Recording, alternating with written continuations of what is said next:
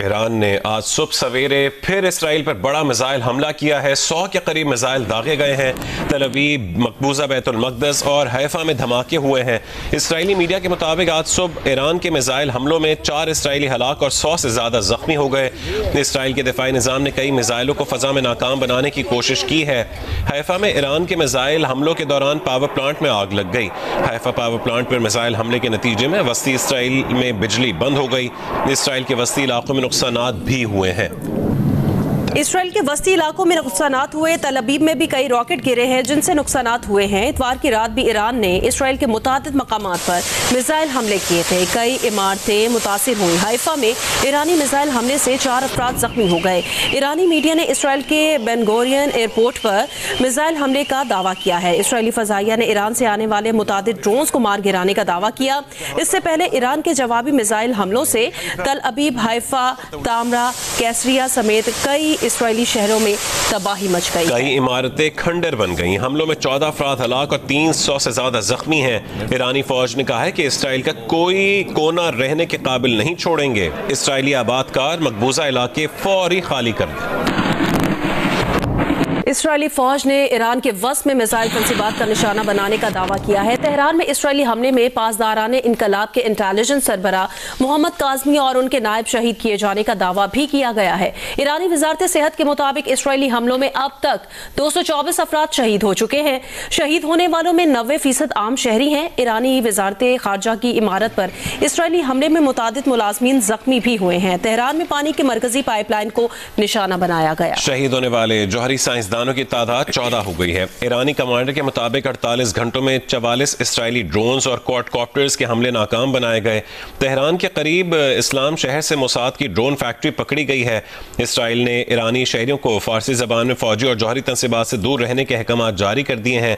Tehran ने भी तल अवीव को इब्रानी जबान में मजीद तबाहकुन मिसाइल हमलों से खबरदार कर दिया। शहरियों को जान बचाने के लिए मुल्क छोड़ने का ऑप्शन भी दे दिया।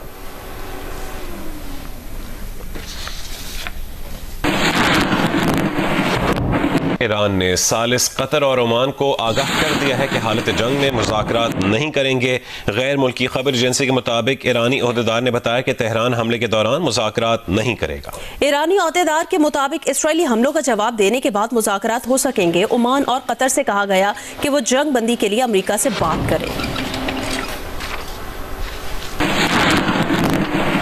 अमेरिकी सदर ट्रंप ने कहा कि उम्मीद है ईरान और इसराइल के दरमियान मुआहिदा हो जाएगा। ईरान और इसराइल जंगबंदी कर सकते हैं। G7 इजलास में शिरकत के लिए रवानगी से पहले वाशिंगटन में सहाफियों से बातचीत की। इसराइल से ईरान पर हमले रोकने का कहा है या नहीं के सवाल पर ट्रंप का जवाब देने से गुरेज। कहा कि अमेरिका इसराइल के दिफा में उसकी हिमायत जारी रखेगा। और इससे पहले ट्रंप ने कहा था कि ईरान और इसराइल में वैसा ही मुआहिदा होगा जैसा उन्होंने भारत और पाकिस्तान के दरमियान करवाया था। पाकिस्तान और भारत मुआहिदे में अमेरिका के साथ तिजारत की दलील इस्तेमाल की। उन्होंने 2 बेहतरीन रहनुमाओं से बात की जो फौरी फैसला कर सकते थे और सब कुछ रुक गया। जल्द ही ईरान और इसराइल के दरमियान भी अमन कायम होगा। वो बहुत कुछ करते हैं और उन्हें कभी किसी चीज़ का क्रेडिट नहीं मिलता। उन्होंने कहा कि सदर ट्रंप ने अपनी पहली मुद्दत सदारत के दौरान सर्बिया और कोसोवो में मुआहिदा कराया था। बाइडन ने कुछ अहमकाना फैसलों से तवील मुद्दती इम्कानात को नुकसान पहुंचाया।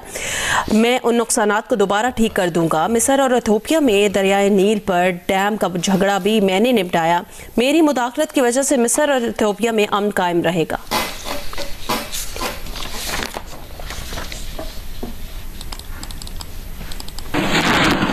इसराइल की ईरान के खिलाफ जारियत पर अमेरिका के रिपब्लिकन हलकों में शदीद तनकीद शुरू हो गई है। डोनाल्ड ट्रंप कैंप की मुतादिद शख्सियात ने कहा कि ईरान के खिलाफ जंग इसराइल की जंग है, इसमें अमेरिका को शामिल नहीं होना चाहिए। अमरीकी सेनेटर रैंड पॉल ने सोशल मीडिया पर पोस्ट में कहा है कि अमरीकी अवाम ने अमरीका की मुसलसल जंगों की मुखालिफत में ट्रंप को वोट दिया था। रैंड पॉल ने सदर ट्रंप पर जोर दिया कि वो अमेरिका फर्स्ट को सामने रखें और दूसरे मुल्कों की जंगों में शामिल न हों। रिपब्लिकन रुकने कांग्रेस मार्जरी टेलर ग्रीन ने ईरान पर हमलों की मुखालिफत की है। एक इंटरव्यू में वो भी कुछ ऐसा ही कहती नजर आई। एक और अमरीकी मुबस्सिर एना कैस्पारियान ने ईरान पर हमले को इसराइल की जंग करार दिया। और कहा कि नेतन्याहू ने तो 2012 में भी कहा था कि ईरान एटम बम बनाने से चंद कदम दूर है। वो तब भी झूठ बोल रहा था और अब भी झूठ बोल रहा है। ट्रंप हुकूमत की इंटेलिजेंस चीफ तुलसी गबर्ड भी कह चुकी हैं कि अमेरिका के अंदाजे के मुताबिक ईरान एटम बम नहीं बना रहा। ट्रंप कैंप के मुबस्सिरीन का कहना है कि अगर इसराइल को ईरान से जंग लड़नी है तो वो खुद लड़े, अमेरिका को इसमें शरीक नहीं होना चाहिए। ईरान ने एक बार फिर कहा है कि अगर इसराइल ने जारहियत रोक दी तो ईरानी दिफाई रद्दअमल खुद ब खुद रुक जाएगा।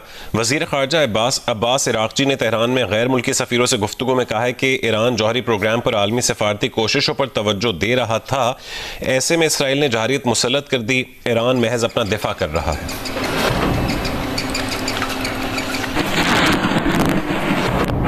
इसराइल ईरान जंग पर खलीज ताउन काउंसिल का इजलास आज रियाद में होगा। इजलास में ईरान इसराइल कशीदगी और उसके असरात का जायजा लिया जाएगा। सेक्रेटरी जनरल GCC ने कहा कि ईरान पर इसराइली जारहियत आलमी कवानीन की खिलाफ वर्जी है। आलमी बिरादरी ईरान इसराइल कशीदगी रोकने के लिए किरदार अदा करे, फरीक़ैन तनाज़े को मजीद हवा ना दें, इससे मामलात मजीद खराब होंगे। ईरान इसराइल कशीदगी के बायस खित्ते के अमन को शदीद खतरात लाहक है। आलमी मंडी में तेल की कीमतों में इजाफे के बाद पाकिस्तान में भी पेट्रोलियम मसनूआत की कीमतों में इजाफा कर दिया गया है। नई कीमतें रात 12 बजे से मुकर्रर हो गई हैं। पेट्रोल की कीमत में 4 रुपये 80 पैसे फ़ी लीटर इजाफा किया गया है। पेट्रोल की नई कीमत 258 रुपये 43 पैसे फ़ी लीटर मुकर्रर की गई। डीजल की कीमत में फ़ी लीटर 7 रुपये 95 पैसे इजाफा किया गया है। डीजल की नई कीमत 262 रुपये 59 पैसे फ़ी लीटर मुकर्रर कर दी गई है। वज़ारत ख़जाना ने पेट्रोलियम मसनूआत की कीमतों में इजाफे का नोटिफिकेशन भी जारी कर दिया है।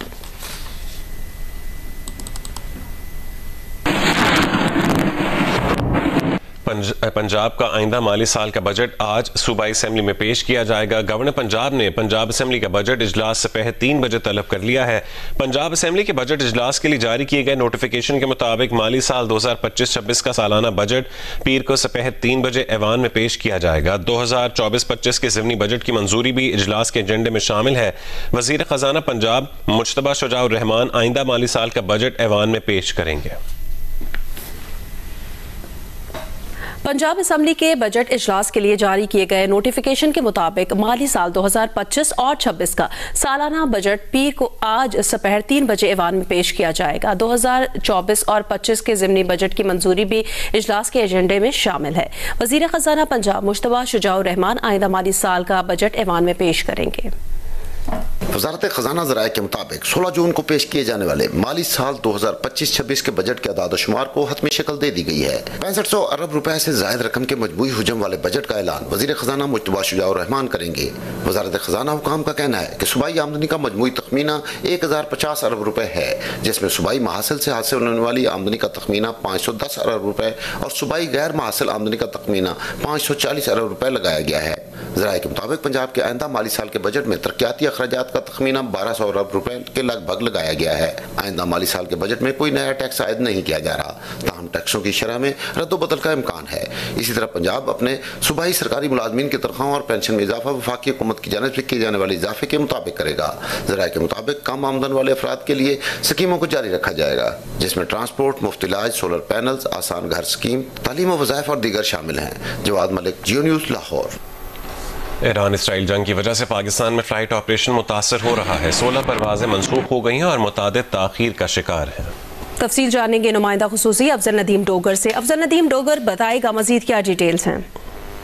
जी, ये गुज़िश्ता 2 रोज से जो वो पाकिस्तान का फ्लाइट ऑपरेशन जो मुतासर है, जो ईरान और इसराइल की कशीदगी है, इसकी वजह से।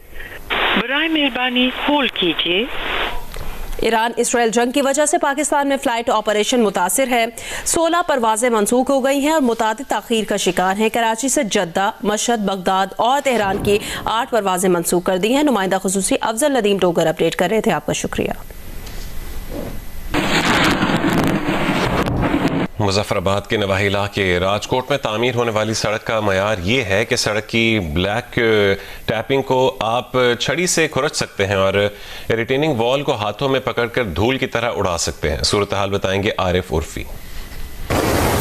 आज़ाद कश्मीर के दारुल हुकूमत मुजफ्फराबाद से सिर्फ 1.5 घंटे की मुसाफत पर मैं एक खूबसूरत वादी कोटला के एक खूबसूरत से गांव राजकोट में मौजूद हूं और यहाँ पे एक सड़क तामीर हो रही है। जितनी खूबसूरत ये वादी है, यहाँ के ठेकेदार भी उतनी ही खूबसूरती के साथ इस रोड की तामीर में गड़बड़ करे। ये रोड 2021 में शुरू की गई थी जब इसका ठेका हुआ था। उसके बाद ठेकेदार मुसलसल कोई 1 साल तक तो रोड पे आया ही नहीं। उसके बाद उसने कटिंग का काम शुरू किया जो कि गैर तसल्ली बख्श और गैर मेयारी था। रोड के मेयार को बेहतर न रखा तो हम लोग PWD के पास गए, एप्लीकेशन दी, पहली फिर दूसरी फिर तीसरी, फिर वफ्त की सूरत में हम पेश हुए PWD के पास, लेकिन वहाँ हमारी कोई सुनवाई नहीं हुई। इस रोड के ऊपर इस वक्त जो सूरत हाल है वो ये है कि यहाँ पे जो ब्लैक टॉपिंग की गई है वो मेरा ख्याल है 1 इंच से भी बहुत कम है और बिल्कुल ऐसे है कि उसको जरा सा भी इस वक्त तैयार रोड के ऊपर जरा सी आप उसको खुरचें तो आपको नीचे से मिट्टी नजर आ रही है। उन लोगों का ये कहना है कि हुकूमत आज़ाद कश्मीर को सरकारी फंड्स को इस तरह अल्लल तल्लल में उड़ाने की इजाजत नहीं देना चाहिए।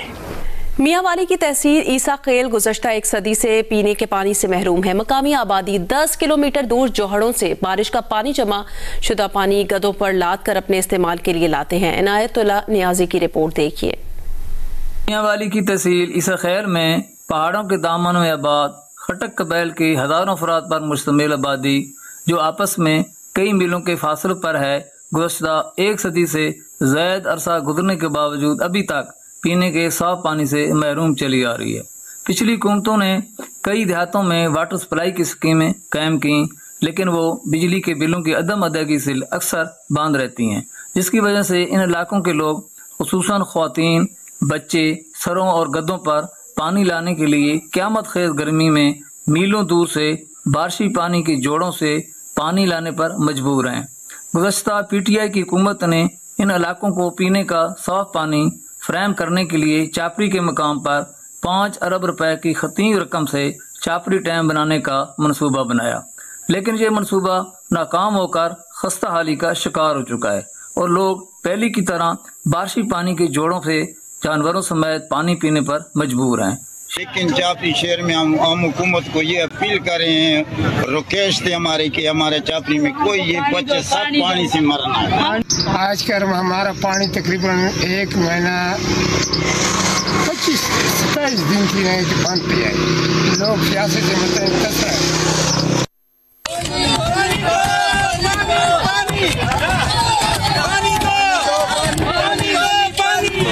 शहरियों ने हुकूमत से मुतालबा किया है कि खटक बेल्ट के मकीनों को साफ पानी फराहम करने के लिए ठोस बुनियादों पर इकदाम किए जाएं। कैमरा टीम के साथ Inayatullah Niazi, GO news, Mianwali.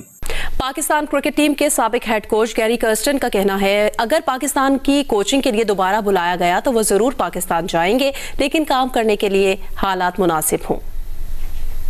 Pakistan team के साबिक कोच गैरी कर्स्टन ने बरतानवी मीडिया को दिए गए इंटरव्यू में कहा कि अगर पाकिस्तान में दोबारा काम करने का मौका मिला तो वो जरूर जाएंगे। पाकिस्तान में प्लेयर्स के लिए जाना चाहेंगे, लेकिन मुनासिब हालत में ही जाएंगे। गैरी कर्स्टन ने कहा कि पाकिस्तान टीम के साथ चंद माह काफी मुस्तरब रहे। जल्द अंदाजा हो गया था कि वो चीजों पर ज्यादा असरअंदाज नहीं रह पाएंगे। जब उन्हें सिलेक्शन के मामला से अलहदा किया गया तो उनके लिए बतौर कोच मुस्बत असर रखना मुश्किल हो गया था। कर्स्टन ने कहा कि टीम के मामलात क्रिकेट के लोगों को ही चलाना चाहिए। जब टीम के मामलात में बाहर का शोर असरअंदाज हो तो लीडर्स के लिए टीम को अपने हिसाब से चलाना मुश्किल हो जाता है। गैरी कर्स्टन ने मजीद कहा कि वो एजेंडास का हिस्सा नहीं हो सकते, वो टीम की कोचिंग करना चाहते हैं और प्लेयर्स के साथ काम करना चाहते हैं। पाकिस्तानी प्लेयर्स के साथ मुख्तसर वक्त गुजारा, उन्हें उनका काफी एहसास है। दुनिया में किसी दूसरी टीम से ज्यादा परफॉर्मेंस का प्रेशर पाकिस्तानी प्लेयर्स पे होता है। जब प्लेयर्स परफॉर्म नहीं करते तो उनके लिए वो वक्त काफी मुश्किल और कड़ा हो जाता है। गैरी कर्स्टन ने कहा कि जब टीम के मामलात में बाहर की मुदाखलत ना हो तो आप बेहतरी की जानिब अपना सफर जारी रखते हैं। कराची के मोहम्मद काशिफ ने दूसरी junior SGA cup open golf championship जीत ली है। काशिफ ने मोहम्मद अशरफ के खिलाफ 1 स्ट्रोक के फर्क से कामयाबी हासिल की है। कराची के मकामी गोल्फ क्लब में 3 दिन जारी रहने वाली चैंपियनशिप में मोहम्मद काशिफ 4 ओवर पार के साथ लीडर्स बोर्ड पर सरफहरिस्त रहे। काशिफ ने आखिरी दिन 1 अंडर पार खेलकर मोहम्मद अशस के खिलाफ अपनी बरतरी कायम रखी। मोहम्मद अशस ने आखिरी राउंड में पार स्कोर किया। 5 ओवर पार के साथ वो दूसरी पोजीशन पर रहे। शाहबाज अली ने तीसरी पोजीशन हासिल की। आखिरी दिन 3 अंडर खेलने वाले शाहबाज का मजमूई स्कोर 9 ओवर पार रहा।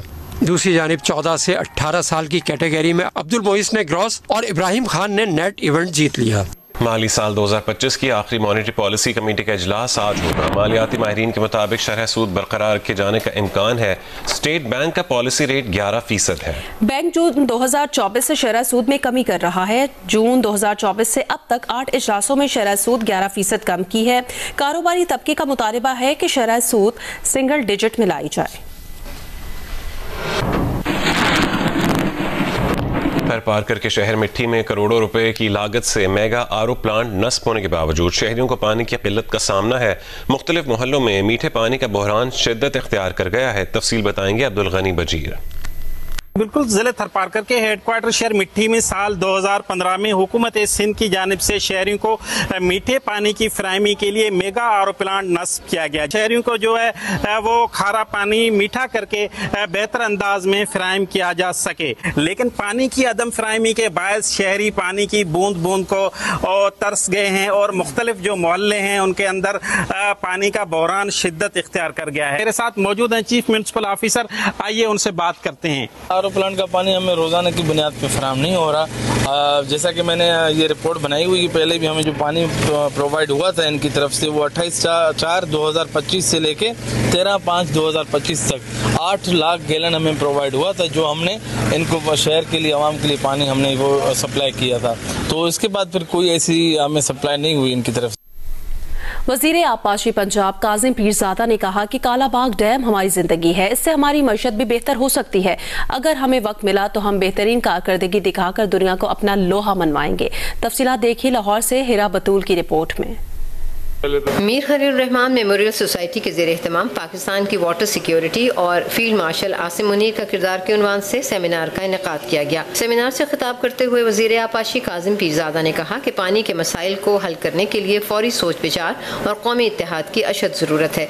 इत्तेहाद न होने से कई मसाइल जन्म लेते हैं। पाकिस्तान को हमेशा से यूनिटी की ज़रूरत थी और यूनिटी न होने की वजह से ही हमारे साथ ये तमाम खिलवाड़ हुए हैं। उसी की वजह से यहाँ पे मार्शल लॉ के जो है राह हमवार हुई है। उसी की वजह से ही जैसे यहाँ पे एक्स सर्विसमैन वालों ने कहा है कि हमारी आपस में इत्तेहाद न होने की वजह से हमने तमाम नुकसान उठाए हैं।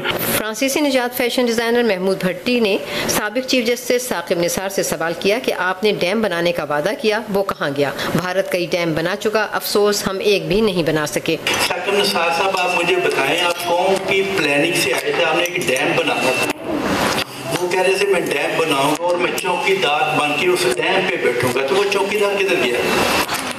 वो डैम के पैसे किधर गए? सेमिनार से रुकन Punjab assembly Hina Pervez Bhatt, doctor Zainab Ahmad, professor doctor Atiq Rehman और वासिफ नागी समेत दीगर ने भी खिताब किया। कैमरामैन यार अदनान के साथ हिरा बतूल, जियो न्यूज़ लाहौर। जिला बदीन में बस टर्मिनल का मंसूबा 13 साल गुजर जाने के बावजूद मुकम्मल नहीं हो सका है। मंसूबे की अदम तकमील से ट्रैफिक का निज़ाम बदनज़मी का शिकार है। तफसील बताएंगे इजाज़ ज़ई।